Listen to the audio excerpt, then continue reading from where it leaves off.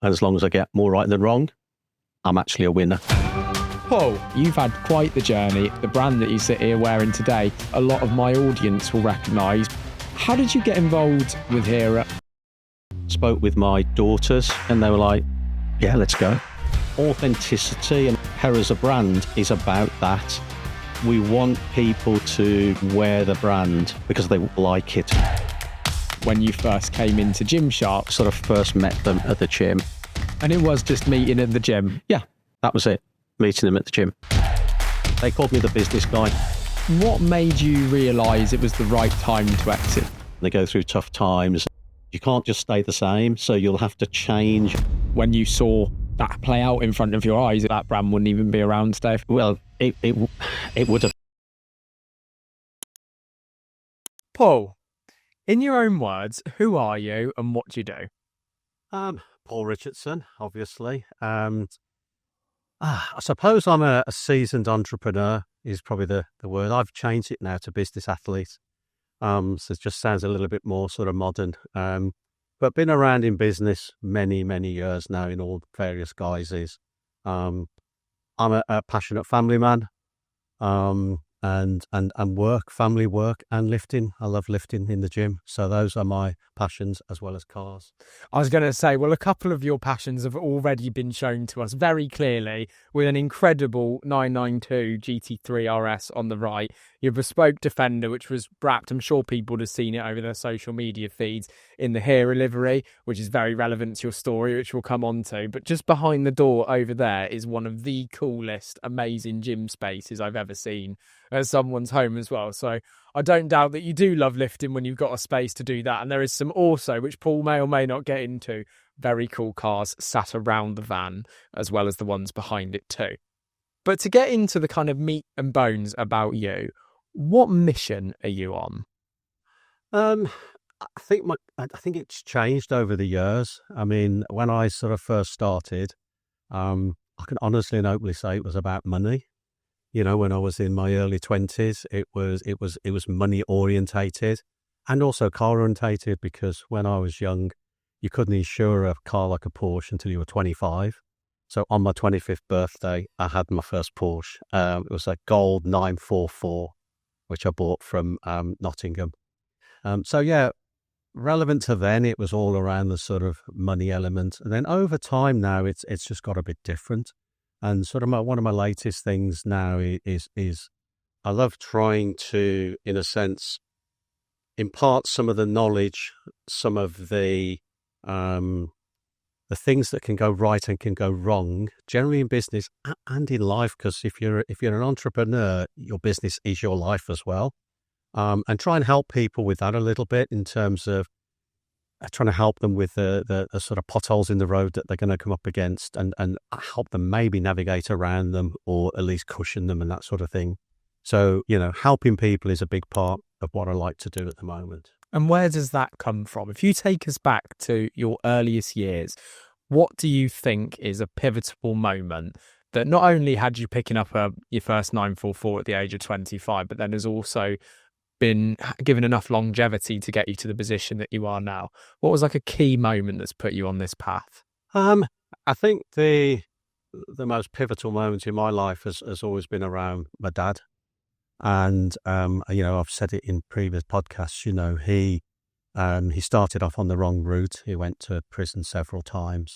And I think that sort of being at the head of the family, although I was very, very young, started me on that journey of looking after things of people. And you know, I was extremely close to my mom, lost my mom this last year.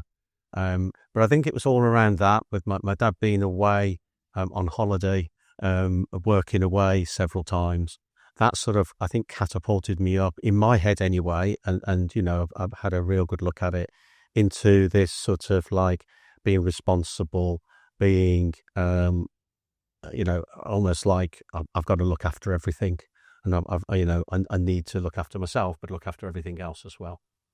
That's quite a lot to have dealt with in that phase of your life growing up. So basically what you're telling me is you had to learn to be tough, and you also learn how to look after everyone, including yourself, from quite a young age. But that doesn't always necessarily transpire into someone entrepreneurial, it could be managerial, it could be other kind of personality characteristics that come from being that tough can manifest itself in all sorts of different ways. So where did you get your entrepreneurial flair from and your kind of business acumen? My mum and my dad. I mean, my dad in particular, that was what he was. He ducked and dived all the time, Down boy. Yeah, he was a market trader originally. Quite literally. Yeah, literally he was a market trader. That's what he was, the bull ring in Birmingham and anywhere else that he could sell things. So then he then moved on to shops. He had a greengrocer's shop and then transport company, then skip hire. But it was always around. One thing about my dad, I've learned from my mom, several times when she used to tell me this, was that he always provided. So no matter what, he loved his cigarettes, he loved a drink, but he always put food on the table before everything else. So I think that was one of the things I learned at a real early age, that's what you do. That's what I'm here for. That's what I need to do. I need to provide. I need to work hard. Working hard is a thing. It beats talent all the time, in my opinion. I've always thought that, always will do. But yeah, it was that providing, that working hard. I was never extremely bright, never went to university, never got loads of degrees and all that, but I just worked harder. That's what I did. And I know that I'm more resilient than a lot of people, because I've taken lots and lots and lots of hits, but I've always got up again. I don't care about what people think. I don't care what people, you didn't do that right. I literally don't care. Makes no difference to me. I get forgotten in an instant anyway. So if I get it wrong, it's just a case of I'll get it right next time. And as long as I get more right than wrong, I'm actually a winner. Simple as. Do you think that resilience is a superpower? Like having the ability to think, no, I'm right in what, and going with your own gut feeling on certain things is a bit of a superpower?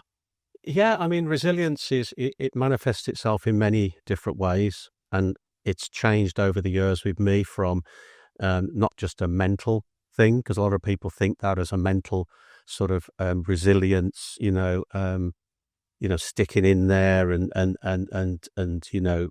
but it's also physical for me. So physical and mental fitness are huge because, you combine the two of those, it does become a superpower.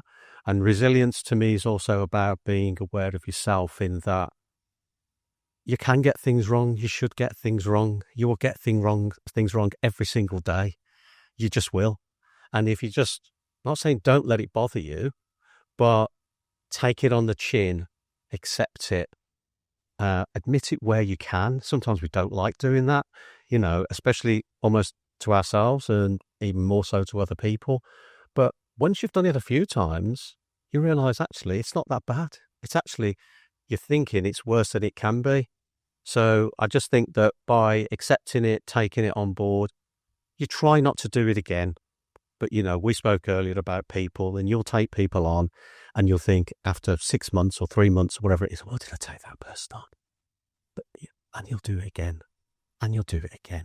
Not quite the same, but hopefully you've learned a little bit each time as you've gone along, and you'll just get better at it. And eventually you'll be better now than you were yesterday and the day before.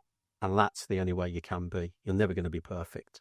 But as you mentioned, we all learn that through our journey and whatever life paints the picture that it's going to be for one another. And what I love is when I'm doing this podcast and I get a guest on, it's usually like maybe 1 in 4 or something like that, where I would have had the opportunity to follow some of their journey into getting into the van, even though I'm only still 25, where I followed different people in business and different brands and all sorts of stuff from where I was young. And today we've got this wonderful situation, which is where I actually remember from the people that I was following the initial posts when you first came into Gymshark, which is obviously a brand that we all know. So I remember seeing you for the first time there, but I also remember seeing the Hera brand completely separate from you at that time, because I used to follow the founder of Hera, and he used to live in Cheltenham, and he used to post his amazing house that he got into, and he actually sounds similar-ish to some of the things you described in your 20s, which was chasing the cash a little bit and the money and having the crazy house and the cars. And it'd be interesting to know kind of where he's gone now, to be fair, after seeing that. But it's always nice to reflect on points, even though there's a lot of detail missing there from people's journeys. So obviously from that, you've had quite the journey, and so's the brand that you sit here wearing today that a lot of my audience will recognise because of they come from the automotive world, and your brand has recently been heavily exposed across the automotive world through, I don't even need to say his name. That's the power of what's happened there. But before we get to how you've ended up being on the screens and getting involved with all these different areas, what was in business for you your first real pivotal moment that accelerated you forward? Because I'd almost describe you as a super entrepreneur. The amount of things you've done, when you look down just your LinkedIn history, for example, and everything you're involved with. Was it selling your first business? And do you want to tell us a little bit about that? No, it was the pivotal moment for me was all I ever wanted to do was go to work. And I worked with my dad and my family and my mom at the time. I've got siblings younger than me. So I was the first into what was the family business. But it's all I ever wanted to do. You know, I worked in the cafes, the shops, or anything I could possibly do. It was always about earning some more money. That's what I wanted. That's what I saw as my sort of power to be as independent as I could be, even at a young age. But the pivotal moment for me was when I got in my dad's business, the skip hire business, and we had about 8 trucks. They're all old. They were all breaking down. We had sort of 8 drivers, and my dad come from absolutely zero, minus money, not even, anything. So he was loath to borrow money and to have loans, and it was hire purchase in those days. So I saw that there was another way, and I was, I think I was 19 at the time, and it was, if we buy 2 new trucks and we buy some new skips and buy this and buy that, whilst there will be payments for it, we can not break down, we can give a better service, we can have half the number of drivers. So I sort of wrote it all down, almost on the back of a fag packet type scenario, and sort of presented it to my dad, and he wasn't having none of it. So I did something really brave for me as I left, and it broke my heart, literally broke my heart to do that. But it was like this massive protest of like, I can't do this anymore. I was working so hard because I was a mechanic at the time because I couldn't drive HGV trucks. So, I was always, and I think the most I did the one time was 4 days and 3 nights straight. That's drug-free, alcohol-free, everything, just straight through, hours upon hours. And I did a year, and actually my dad got me the job that I went to work at Lucas's in a factory. And I went in at 8 o'clock and I finished at 5. I had my lunch at, 12:30 till 1:30.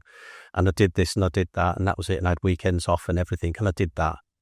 It was boring, stupid.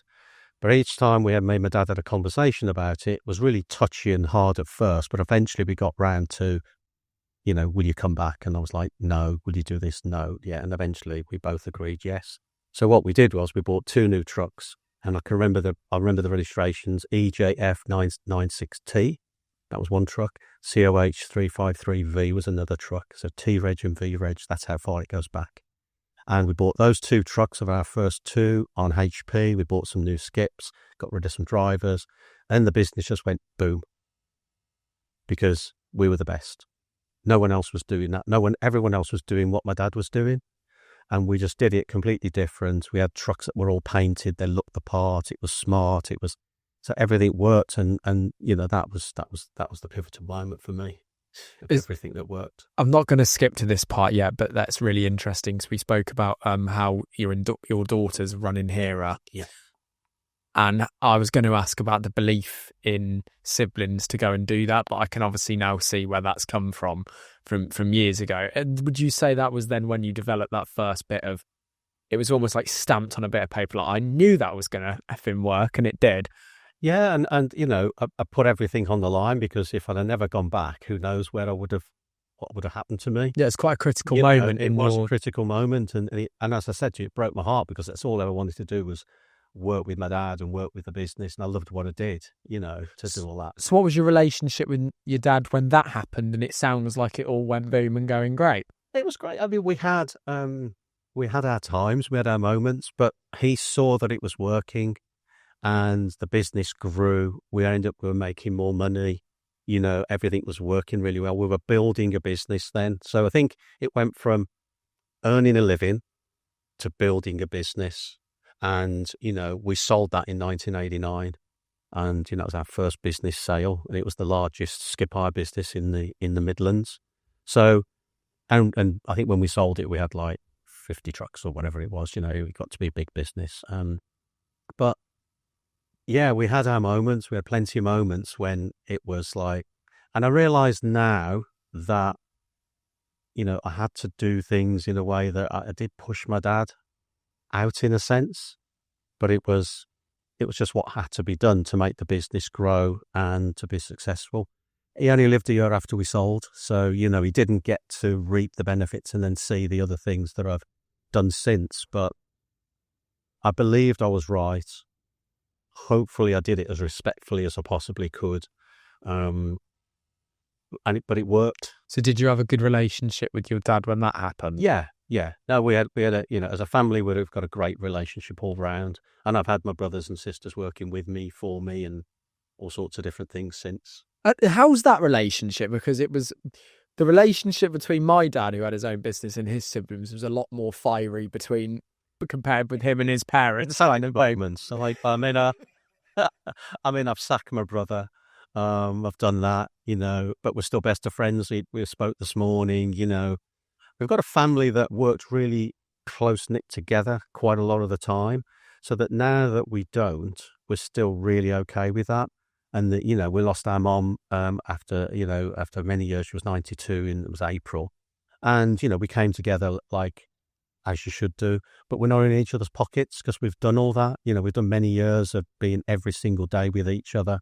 So we sort of enjoy the moments when we are together now. We I'm pretty sure we have a huge respect for each other, and we've all done different things. If you need help with your digital marketing, then you need to click the link in the description and get in touch with me. I have my own agency, Tweak Marketing, which is here to help you take steps forward with your business. We specialize in design, websites, PPC, SEO, ways to help you grow your business. We deal from small clients all the way up to global companies and are ready to take on any project that comes across our desk. I hope you enjoy this episode. What made you realize it was the right time to exit that first business and not be the person that sat here today with 500 trucks and the largest skip hire across the UK? A couple of things was to let my dad have some money and enjoy some of his life, even though it was only for a year. It was offers on the table at the time in terms of waste management businesses. We were selling to the second largest in the world, a waste management company, who promised me the earth. They were American and sort of wined and dined me and everything else. I lasted not very long.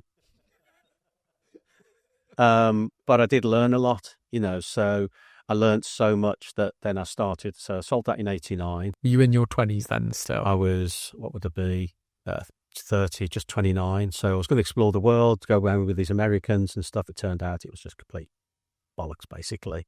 And they didn't really know what to do.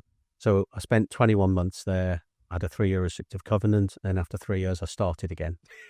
Exactly the same business. That's what covenants are for, yeah. Actually, when I exited the paving business, which is based not too far away from here, they all made sure that there was every single word in every single covenant, because they just looked at me and went, "We do not trust you at all whatsoever." I had private detectives following me and all sorts on the in-between bit when I left after 21 months.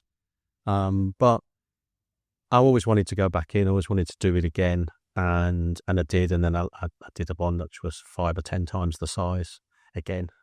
And did you exit that business as well? I did that in 2000 to the company that bought the Americans. Wow. So they bought me twice in a sense. And when did you know the time was right with that? Was that offers on the table again? Again, it was what I'd got to with that business, the second one, it was I'd got one big business. And I felt quite vulnerable, and I thought I've got more to me here. I've got more, more to offer. More creativity as well. Yeah, I just wanted to do some different things. So, that's what I felt rather than have one company. And and there was a big offer on the table, and we did it. You've sold businesses like people trade their houses to get to the top as well. Normally the big sale point in life is people going from, right, they've sold up that bit to go to the next property, even people that own companies, which is why it's so rare to actually sit with someone that's had those. Right, no, that chapter's closed and this next chapter's opened. What happens after that? Where do you find yourself in those months after that business? Had you already exited in your head before it went through and knew what you're going to do? Yeah, I mean, the second one, I'd already bought a business, literally. So at the time of selling one, I was buying a new one, ready to move straight on with that. And, that was probably the mistake, to be fair. I should have took a little bit of time, in between time, but I'm just not really like that. I'd like that. I'm like in, then I'm off again, and I wanted to do more. So sort of went straight back into various different things, but, because that's when you went into fashion, right? Is that correct? Yeah. So the All Saints thing was literally just a coincidence in terms of a friend of mine, called Mick Dunn, who was the managing director of Reese Menswear at one point, and then he took like a franchise of All Saints. So he only sold All Saints in Birmingham. All Saints went into admin.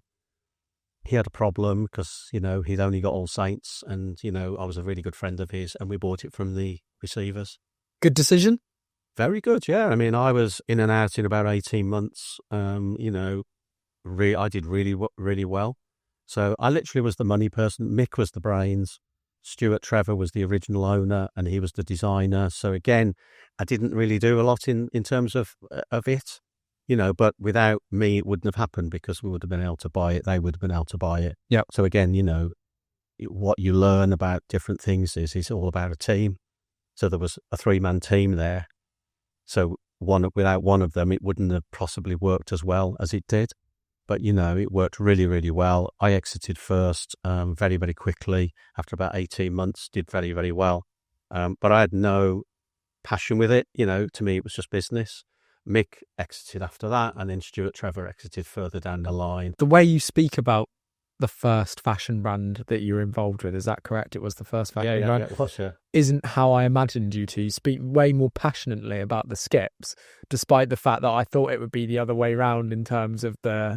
No. I mean, it was just because of Mick. Mick was the conduit, but I got the money, and it was an opportunity, and I had faith in Mick, had faith in Stuart to do what they did, So it was me being in the right place, right time with some money to be able to do that. My passion at that time was completely waste management at the time, and I did other things. I got involved in Birmingham City Football Club at the time with Karen Brady and David Sullivan. How does one get involved with, I'm assuming, the club that you support? Yeah, I'm a passionate blues fan. Coy was almost insulted then, asking if he supported him, wasn't he? You see him riling up like that, like, yes, of course I'm a flipping Birmingham fan. Well, it's only, okay, so there's Villa fans on, but it's not too much.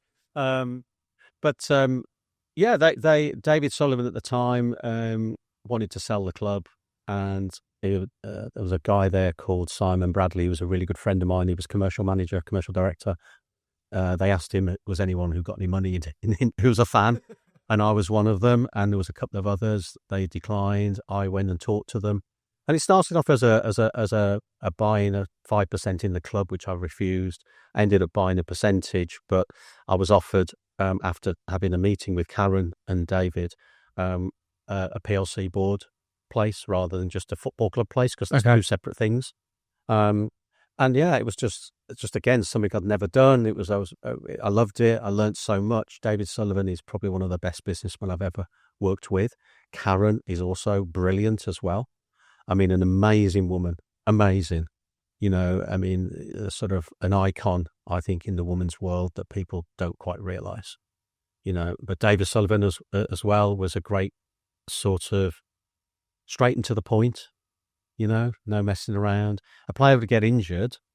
By the time they carried him off, David would say, he's going to be off for 3 weeks. That's going to cost us da. And he'd tell me how much it was going to cost the club and things like that, which was like... And that was from up this watching it. Yeah, just watching it. He would go, well, it's probably going to be off for 3 weeks. It's going to cost da. He just worked things out like that. He wasn't like, how's the player?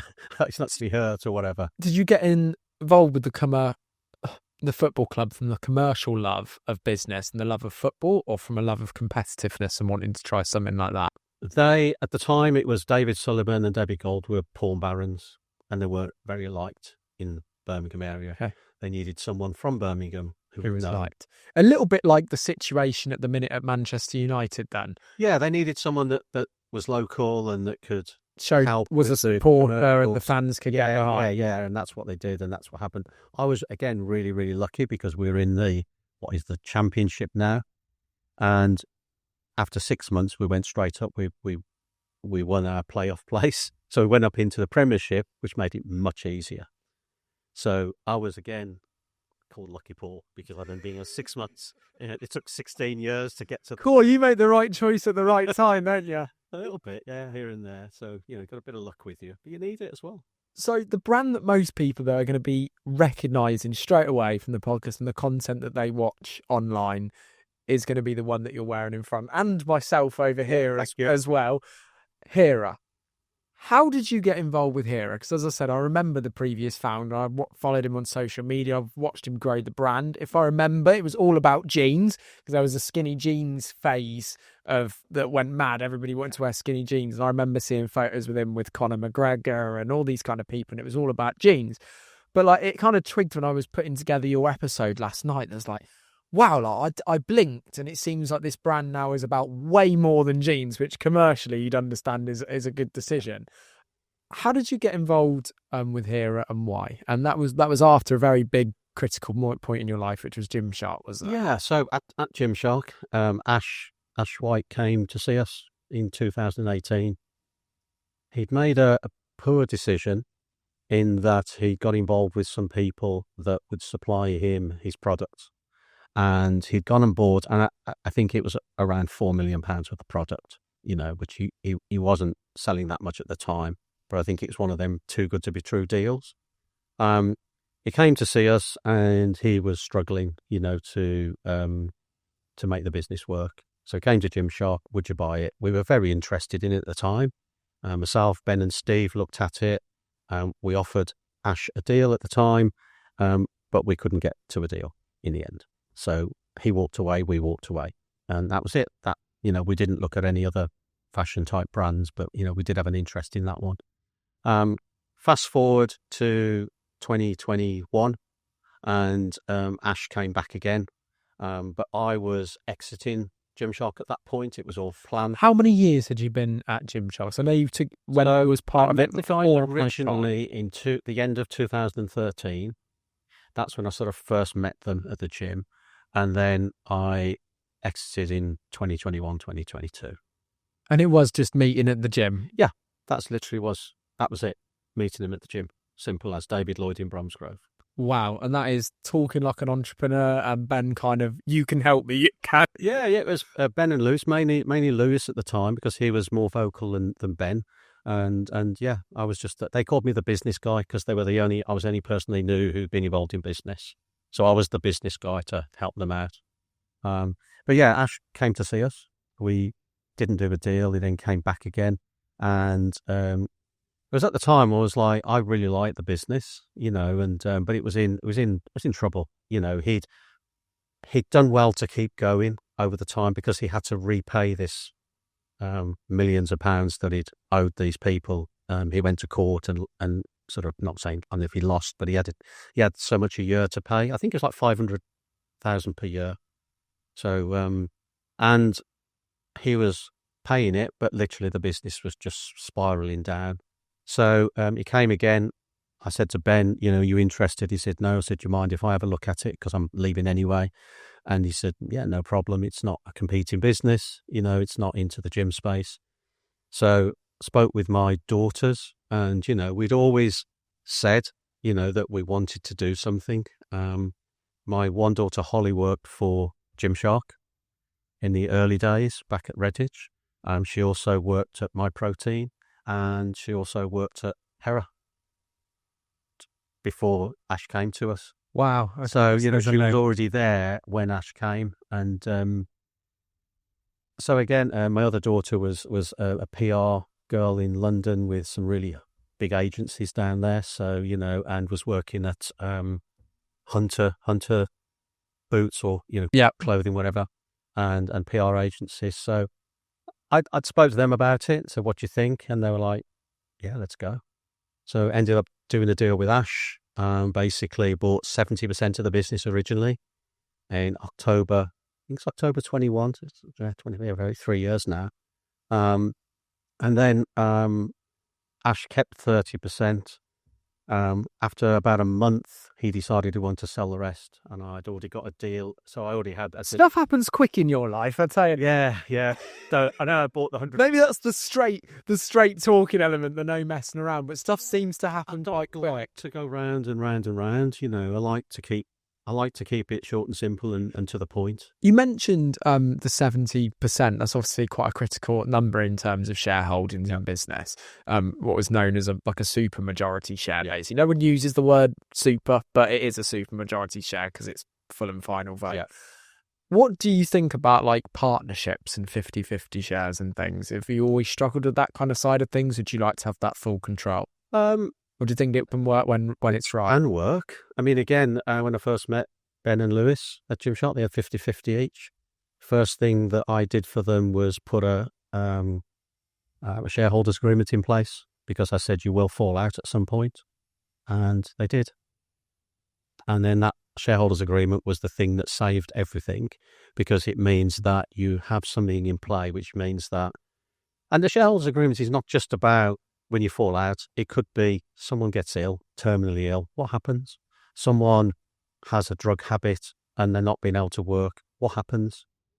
And if they're just sitting there with 50% and you're doing all the work, everything just goes to rat shit, doesn't it? Because you don't want to work while they're doing nothing. Maybe or if they're not able to do something. So again, I advise people always have a shareholders agreement in place, and then you have a method that if you do fall out, you can press a button and there's a mechanism to do the deal of some description. Do you think there's a potential without that agreement, when you saw that play out in front of your eyes at Gymshark, that brand wouldn't even be around today if it wasn't for that agreement? It would. Well, it would have been a real struggle, because there would have been no mechanism. So, when Lewis decided he didn't want to be involved in the business and it wasn't where he wanted to go with it, it just would have been a real struggle if you hadn't got, well, this is what happens, and it's just cut and dried. It just saves a lot of messing around. I'd advise anyone to have one. At the very beginning, it's easy because it just seems like nothing. Oh, we're never going to fall out. We're never going to fall out. You got it in place. Well, it's easy to do, and it's fair as well. It's fair for both. It's not angled towards any person. It's fair for both. So you have something called it's like a self-destruct button. It's a button you press, they call it. And basically, most of them have this where you can... So if you and I decide I want out of this. So I press the button. And basically then we have to offer an amount of money to the other person. Now, the other person has to be able to beat that. But that means that I can't say, well, I'm just going to put £1 in. Yeah. I'm going to put £10 in. I want to put £1 million in. If I put £1 million in and you put £1,000,001, you get it. So, but there's a mechanism to do it. It's not about the money there. It's just about having the mechanism to do it, because otherwise it just becomes a massive, massive problem. There's many people you could talk to that would tell you they've had businesses where even someone having 20%. Yeah, and look, no disrespect to any lawyers that are listening. You don't really want to. Those agreements should go in the drawer and you should never pull them out. That's the idea. Like a gun. Sort out as much as you can, but if you get to the point where you need to, then it has to come out and you have to press the button and do what you got to do. But then it just makes it easier, and there's a mechanism to do everything all the time, rather than he said, she said, I've got a bigger lawyer than you, I've got more money than you, or whatever it is. It just becomes an absolute mess. And then the business, boom. Well, it sounds like Ash either pressed his button or just fancied out when it came to you purchasing 100% of the Hera brand.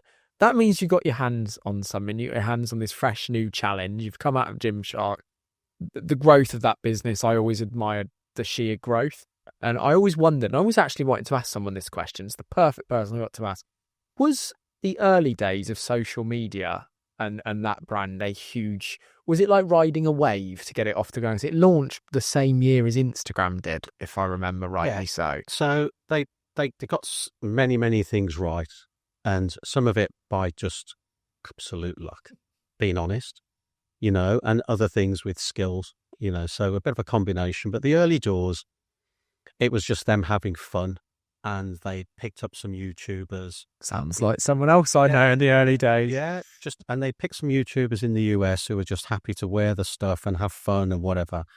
And they just hit on that. That was what it was. And it was the aesthetic look that they decided to go down, whereas all the bodybuilders were these big guys in baggy clothes and not really showing their physique, whereas the younger guys couldn't get to that big Ronnie Coleman, type level. They didn't want to get to look like that. They wanted a more aesthetic look.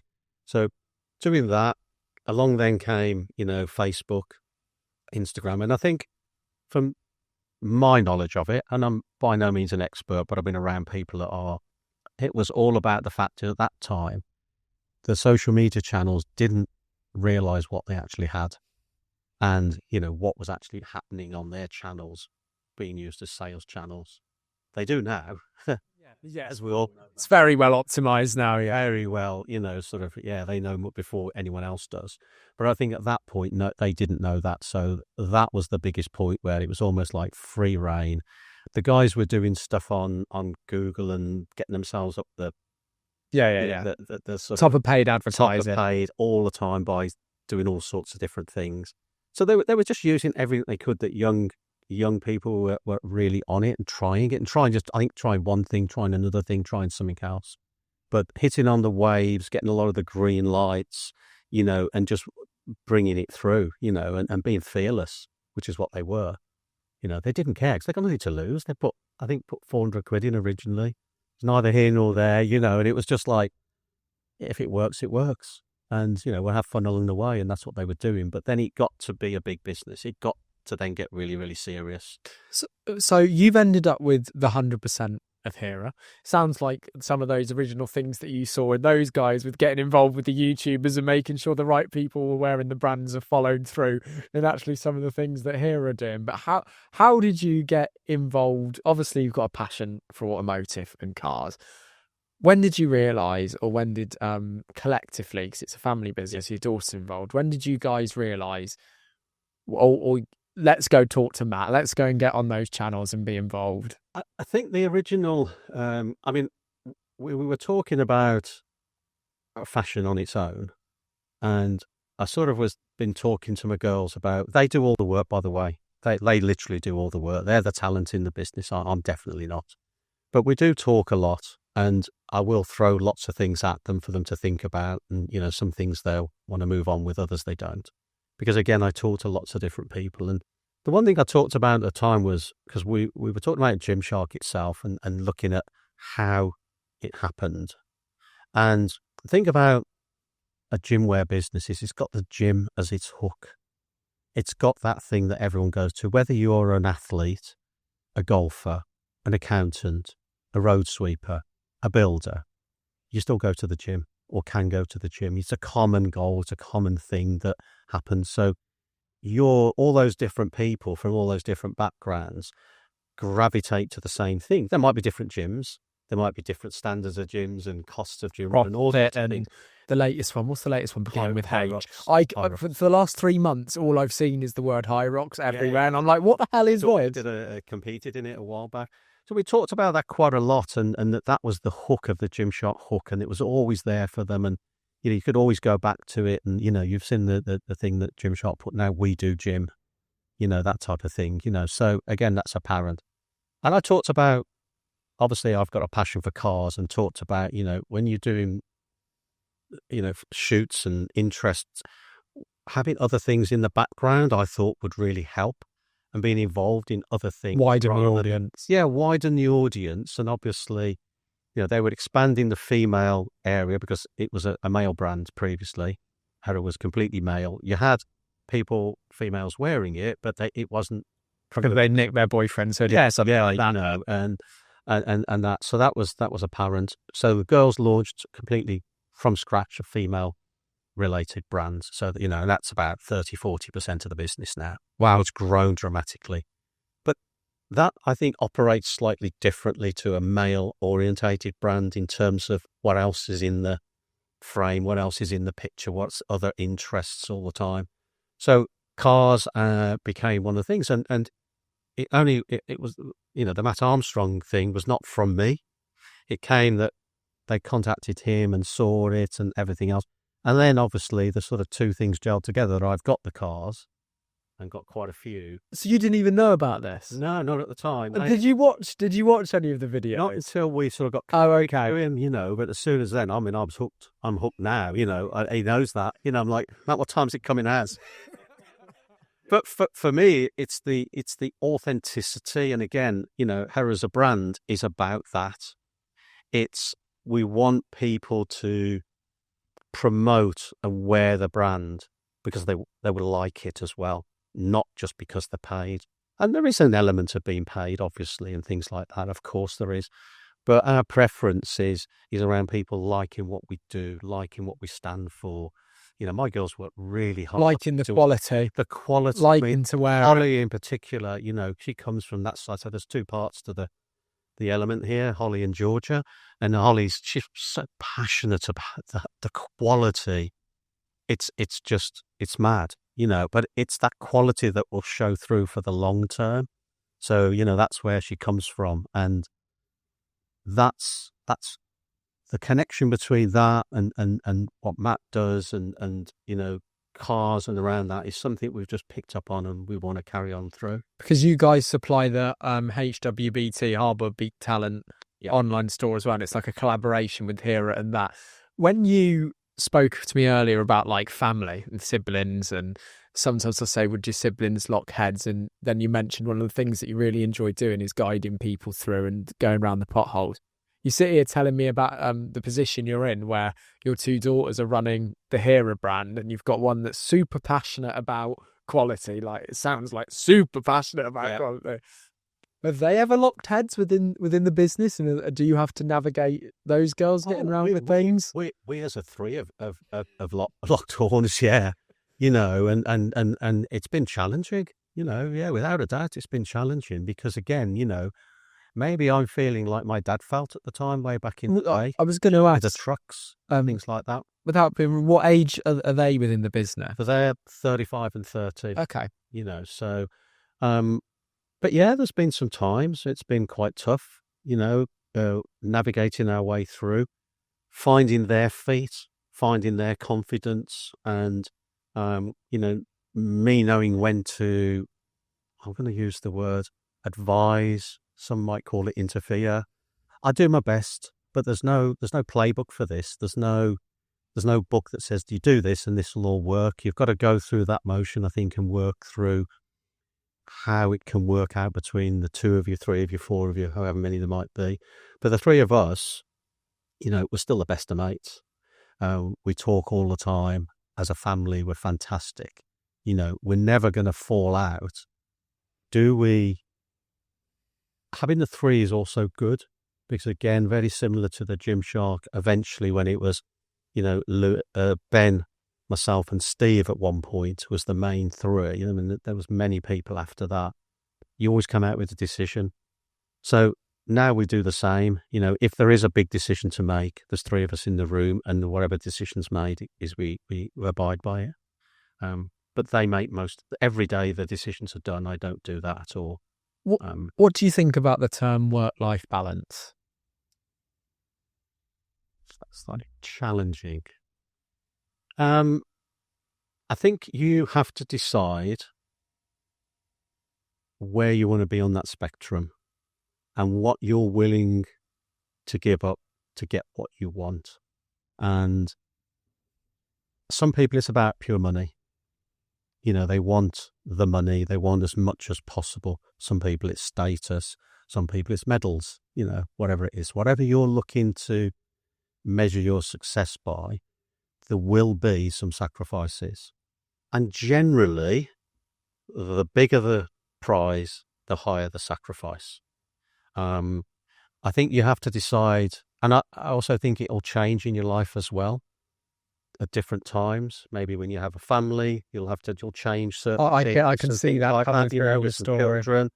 So I think you have to be ready to adapt it, but I think you have to be ready to decide what you're willing to sacrifice for your success, whatever your measure of success is.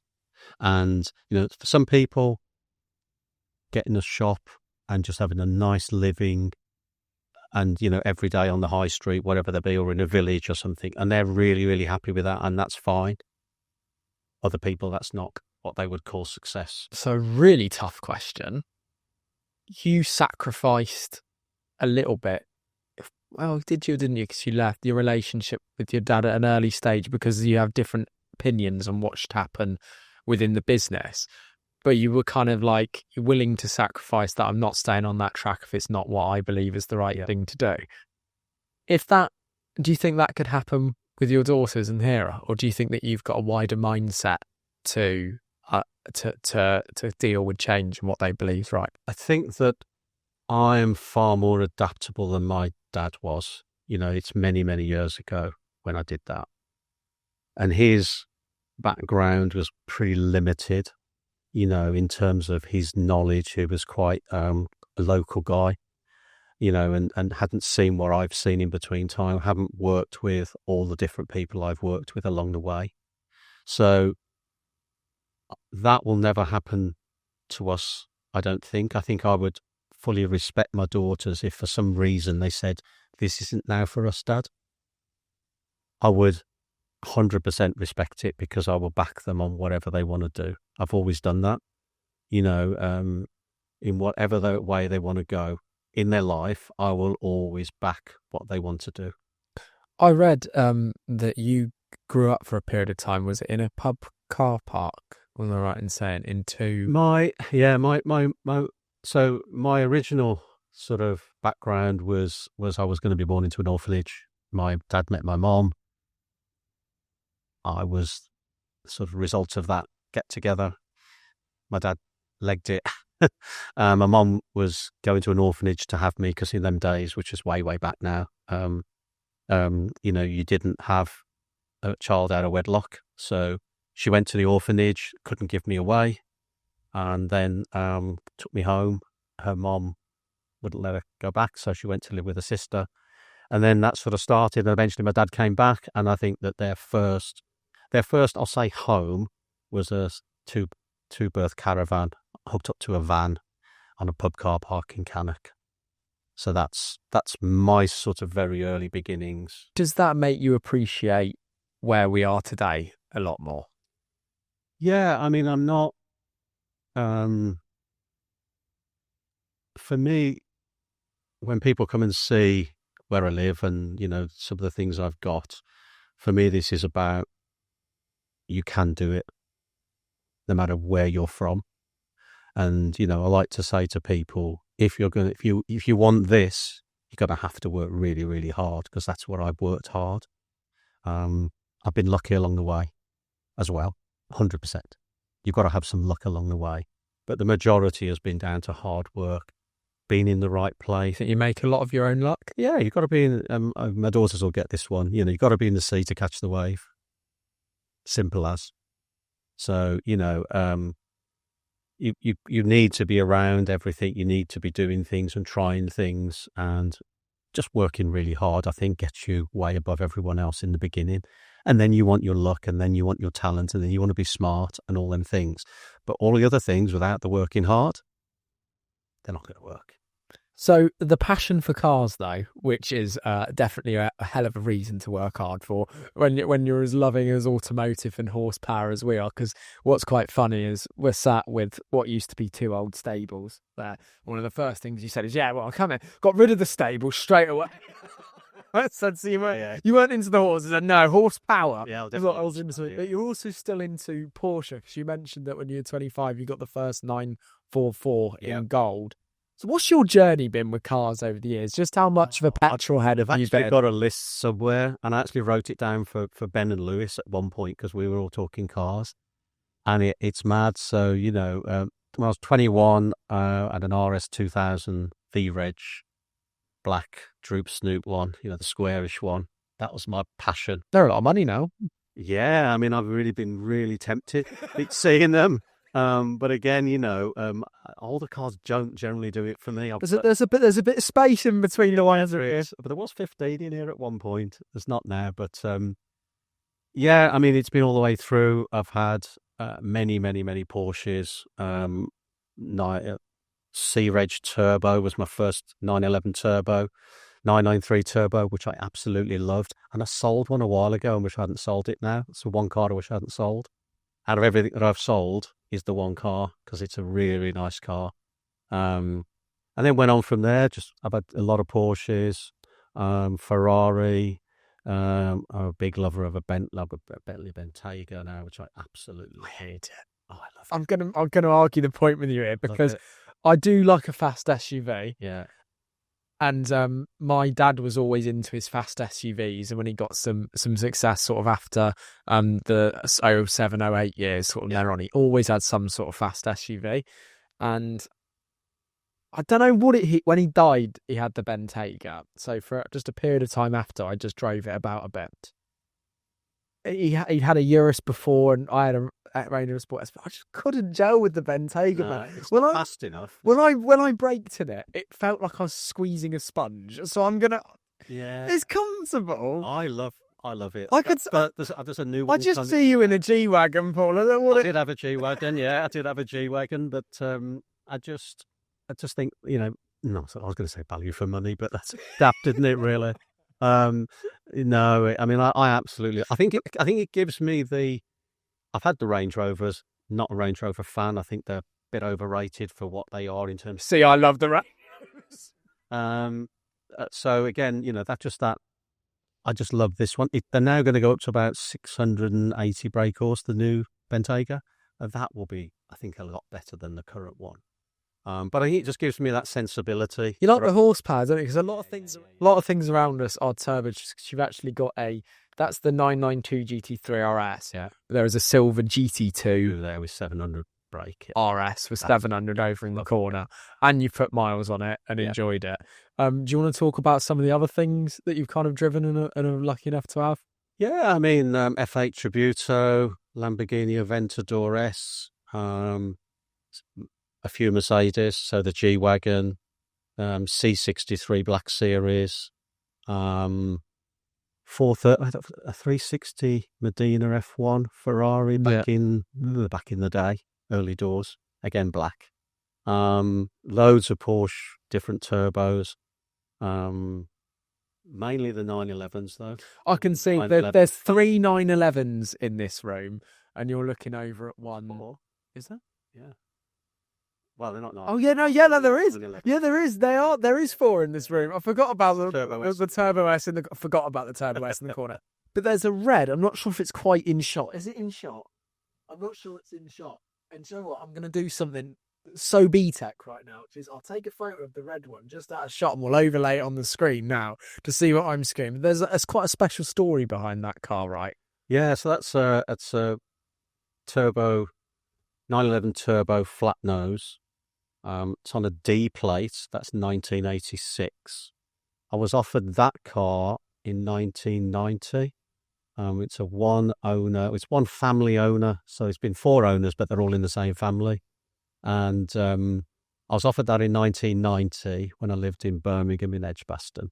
And I didn't buy it because I generally don't really like red cars. I've got 2 red cars in this room, but you have to take certain ones. I bought that at auction when the auction went down, and it was online and it couldn't get sold. So it's a really nice car. I just had the engine rebuilt in that. I think it's one of 49 originally right-hand drives in 1986. So how many of them are left, I wouldn't like to say, but it's an iconic 1980s car. It drives nice, obviously. Older cars are a bit more of a challenge. Not everyone's cup of tea. You like new tech? I like just enough. So, I've got a Ford GT there, which I took out yesterday. That's a hell of a car. And just for reference, that is the 2005 Ford GT, the original. Yeah, no, plate. Yeah. So that's a really, really nice. You've got too many cars where you have to lean round the door of the van and check what plate it is just to actually say. But you said you've cut down a bit, but I'm convinced that next time I come, it's going to be scaled up a little bit more. There's all these things going. I feel like we all become sensible, especially entrepreneurs, or sensible, if you could call the cars in this room, for a period of time. and then somehow it's like having some sort of disease. It just gets a bit worse and a bit worse and a bit worse. You want, though, isn't that? And you've it's like got to chop the edges off. I've got one or two on order sometimes, but I mean, I want a SF90 as the next one. I think I'd really, really like. There's 1,000 horsepower. I think I've got to break 1,000 horsepower. I'll show you this. I'll show you this on thing because I've got to show everybody this. That everyone will appreciate this watching rather than listening. Sorry to the listeners, but on my friend's page, does some valeting, GRS valeting. He posted this the other day, which was an SF90XX, and it's in this kind of light blue colour, and it just looks nuts. It's the 812 comp next to it, but I saw that and I was like, it just like when a spec clicks, and I was like, that's the one. But the way you spoke about everything and the way that you speak in general is very calm, very methodical, very thought through. Have you always been that way? Or like a retention graph on a video, have you calmed down over the years? Because when you were younger, were you ever a bit of a hothead when it come to work? Have you always been quite level-headed? No, I'm calm. Again, I think when I was younger, I had a stammer. So I think a little bit comes from that. I don't remember it that well. But I think it sort of comes from that of making sure that, I sort of get my words out. But I've always been calm. So if anything happens, I'm the guy to have. I mean, there was an accident on the motorway once, and there was a coach that overturned behind me. By the time the coach slid to a halt, I was already out of the cab of the truck I was in, and I was stood at the back of it. And then we got all these people out. There was a few dead people because they're older. But yeah, it was just a case of what we've got to do. And I'd love that level of calmness. For me, it's something I've picked up in the most successful entrepreneurs is they're typically quite calm and very thought through when speaking. I don't know if it gives you more time to think about things, but it's like I love Elon, and Elon typically speaks so he really thinks about everything. But then you do get people like your friend Al, who's actually maybe an exception to the rule, just sits there like, I'm not sure I even got any words. AK-47. And people will know the brand Grenade very well. They've seen it in every petrol station shop, goes God knows what. And someone that me and Paul both know is Al, who's also been on the podcast, who runs Go. But he's very much like that. And you've not got into the love of helicopters like Al has yet. Though. No, I tried like a birthday present trial once, frightened me to death. So I'm like, I'll stay on the floor. I don't care what speed I go on the floor. And, for me, being over 200 mile an hour, I'm not bothered. But in the air, it's not really for me. And water as well. I'm not that bothered about water, but I can see so. Anything on the road. A lake. I mean, I'll dig you a flipping good lake in any field out there, I tell you. I'm a big fan of a lake. So when it comes to that, yes. Yeah. Not being on it. I was to buy diggers and all sorts. So we're born to dig holes. Yeah. Like, I don't even care if anyone calls me misogynistic in the comments. Blokes are born to dig. Nothing better than digger. I mean, you give us a spade. I've got tractors down in the other thing, and I've got diggers. Well, with the fields you got, I'm sure you could dig anything you wanted. But I've come up against my local planning department enough times today. That's not always the case. Yeah. If anyone's watched Vinnie Jones on his farm, there's a series on at the moment, and my girlfriend says it's me. What happens to the guy that has achieved all these goals, clearly very happy about it, very modest about it as well, and identifies the bits that you think you did really well along the way? But what happens when you are exiting so many businesses along your journey, and you've gone through that and success and success and success? We did it again. Are you looking forward to the next big? What drives you forward in life? Yeah, and also remember, there's loads of failures in between as well. There's things that go wrong, so you get, not everything's a success, so we tend to only talk about that, but, there's many times when things just don't go quite right and you get a little bit wrong here and there, and I've got plenty of those. Excuse me. But I think in terms of I'm a big believer in looking forward. I'm not really a person that looks behind. Never have been. I'm always on about today and tomorrow. So today to me can shape tomorrow. I think when you talk to someone who's so methodically spoken, I'll put it as what you seem to be, sometimes though you don't always get across how tough the hard bits have been in the middle.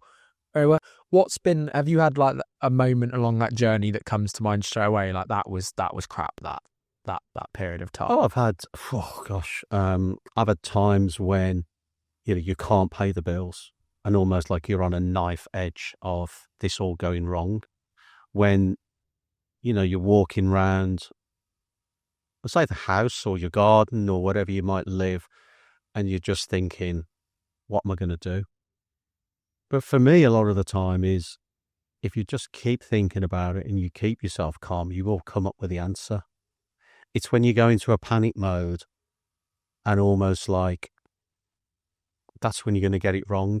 Because again, no matter what happens, even if it all goes wrong, no one dies. If that's okay, no one does die. Hopefully they don't. If no one dies, then basically you can come again. You go again. You'll do it again. So there's almost nothing you can have go wrong, that's not fatal, an illness of some description or whatever. My mum passed this year.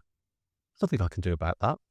It's not very nice. It's the hardest thing I've ever gone through in terms of, a loss. I lost my dad when I was 30 and my mum when, 60 something. So they were completely different, but things have to move on. So, that's the way I look at it is it nothing's as bad as you think it's going to be. We always imagine things to be worse than they are. A friend of mine once said to me, my life is full of disasters that never happened. And I've always stuck with me. He's a real good friend of mine, but we always imagine it to be worse. You will get through. It means you've got to start again. It means you've got to go back to square one. You've got to go and live in a smaller house. You've got to drive a worse car. You've got to go on the bus. You've got to do whatever you've got to do. If you've got it in you, you'll come back again. And whatever that journey will be your new journey, because your first one was not meant to be, whatever it was. And, I don't look at it any other way. Do you think it's currently, for sort of younger entrepreneurs listening, one of the toughest times to do business in your career? I think it's getting there. I think we've had several things, and we spoke about it earlier, which is COVID came along and promoted D2C businesses left, right and centre. That was the whole world. And I think it has made it look easier than it is, because we know that business is hard. It's harder than people ever imagine, because, you do have some great times, but you're going to have some real tough times as well. And I just think that people have got themselves into that little bit of a sort of, starry-eyed thing of like, this is just easy. I can get something from China, I can bring it in and I can sell it, and that's it. I'm convinced that space is going to become as crowded as the high street, though. It already is. It already is, and it's already being uncrowded, because the people who can't do it properly will eventually go, they go and get jobs with someone else. You mentioned about Gymshark being the first with like the PPC on Google and the Google shopping feeds at the top. I always look at those boxes when you use Google for anything, and it comes up with the shopping feed at the top of suggested products as like windows along a high street. Like, they're your windows, and you scroll down, and as you scroll down, it's the less popular places to be. It's the ones that the most expensive prime spots come up first. Yeah. But I've sort of been saying to friends in business for a couple of years now, I'm like, honestly, because the bid price is to get those spots getting higher and higher and higher and higher and higher. It's like rent's nice. I was like, it's just going to go bang. And like so many direct to consumer businesses that has been started because of things like Shopify. Like, I've got my own agency. We launch a lot of brands for Shopify. Work with a lot of different people. We've just rebuilt Stana Gloss, a great big detailing brand that's in cars. We've just redone a lot of their stuff. But the entry now is so easy into that world.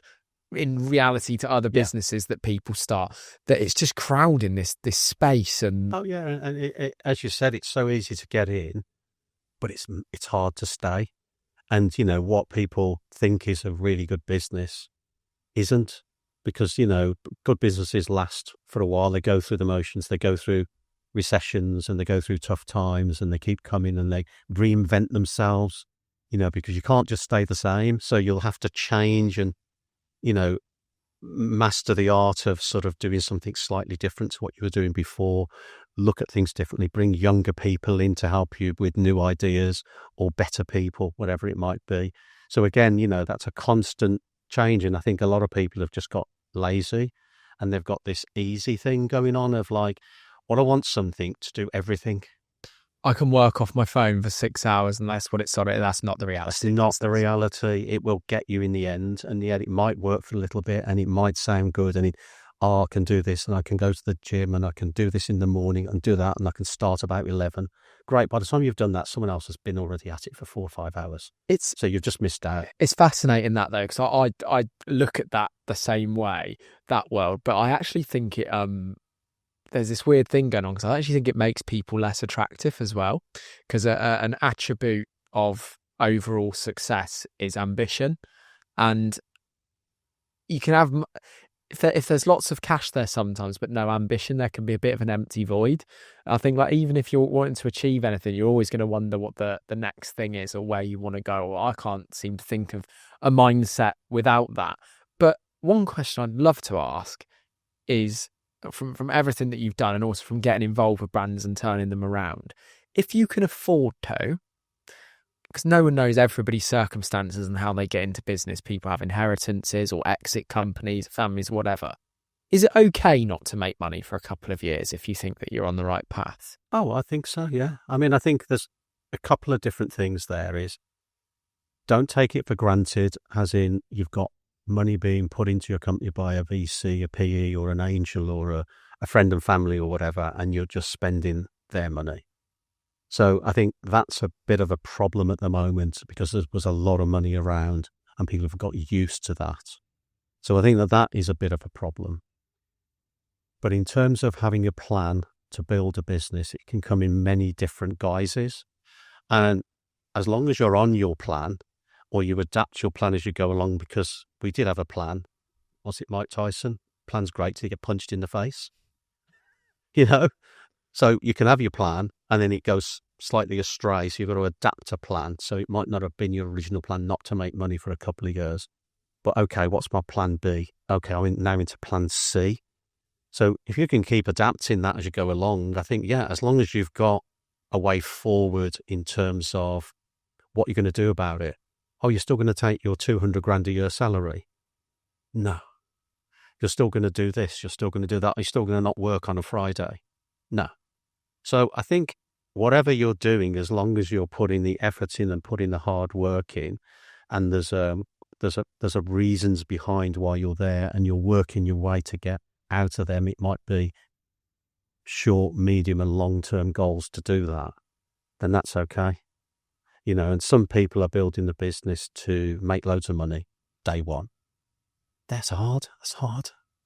Because someone else, if you're making 40% EBITDA for some obscure reason, someone's going to work that out and someone's going to come in and do 30. Once they've done 30, someone's going to come in and do 20. So you're not going to let a leg up. But it's nice when it happens, I mean, Gymshark was one of them. We were doing like 25% EBITDA for ages, and then all of a sudden, it tightens up as the business grows. But other people are building it to be a business to sell. So again, putting the structure in. The last thing a company wants to come in and do is buy a company that's a shit show. They want to come in because they're normally a bigger company and they want it easy. So they want to walk in and go, oh, everything's lined up. That's worth buying. Not, I'm walking in and, oh my God, I've got to put all this right and I've got to pay them for it. They're not going to want to do that. So again, you might be building it up to sell it, which could be a different ball game. So again, having the plan of what you're going to do. Sometimes it's a bit of both. You might want to make enough money to make it attractive, but also taking enough out to make your life attractive and do the things that you want to do. So just deciding where you want to go. And don't be bothered if you change your mind on that as you go along. And what is your favourite saying? It's pretty easy. Work hard, stay humble. And obviously, Matt's one, which is hard work beats talent, is another one of mine. Sort of early doors. But work hard, stay humble. Well, thank you so much for doing that and showing us the fruits of your success and inspiring many people from coming on and doing things like this podcast today. Congratulations to both your daughters with the success and what's going on in here at the minute, and the fact that we all know about it and see it everywhere. is an acknowledgement in itself. And congratulations on your amazing journey so far to where you are today. It's very inspiring. So thanks for taking the time for all the listeners and viewers, and for me to sit in the back of the van and come on road to success. And I wish you the best going forward as well. Thanks, Ben. It's been an amazing hour or so. I'm not quite sure, but yeah,